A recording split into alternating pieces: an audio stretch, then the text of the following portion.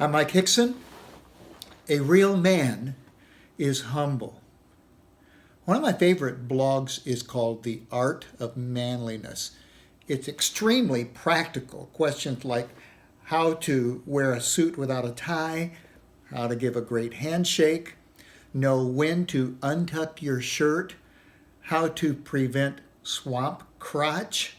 Do I even want to know what that is? 23 dangerous things you should let your kids do. I like these because I want to be manly. I was really looking forward to being at Camp Barakel this year for men's retreat, but it's been canceled. We were going to talk about manliness and humility. Humility might seem like a bit of an odd thing to discuss at men's retreat. Is humility manly? Is humility masculine? Actually, three of the most humble people I've ever encountered, Moses and Jesus and the Apostle Paul, were some of the most masculine and virile and manly guys imaginable. True manliness requires humility.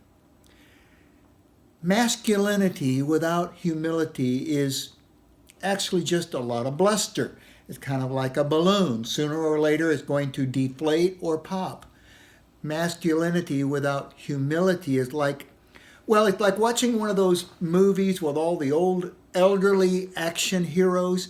It's great to see them again, but nobody really thinks they're all that tough anymore. What is manly humility? Well, Jesus tells us, Matthew 20, "You know that the rulers of the Gentiles lord it over them, and their great ones exercise authority over them. It shall not be so among you, but whoever would be great among you must be your servant, and whoever would be first among you must be your slave, even as the Son of Man came not to be served, but to serve, and to give his life as a ransom for many." Humble manliness is thinking about others, serving others, putting others before yourself. Why? Jesus tells us, because of the cross. Jesus orients our manly humility in the gospel. He says, "I will die for you, so you humbly serve like I do." You want to be a great man? Then humbly serve. C.S. Lewis said, humility is not thinking less of yourself. It's thinking of yourself less. So, how can I be humble and manly during this COVID-19 crisis? Let me suggest 3 ways. Number 1, admit you don't have all the answers. Most likely, you are not an epidemiologist. Almost certainly, you are not the president, although it would be nice if he were watching. You're not an expert in Chinese biowarfare, but you do have an opinion. Maybe you should just keep it to yourself for a while. Maybe that's manly. Number 2, confess God has all the answers. He knows. He has a plan.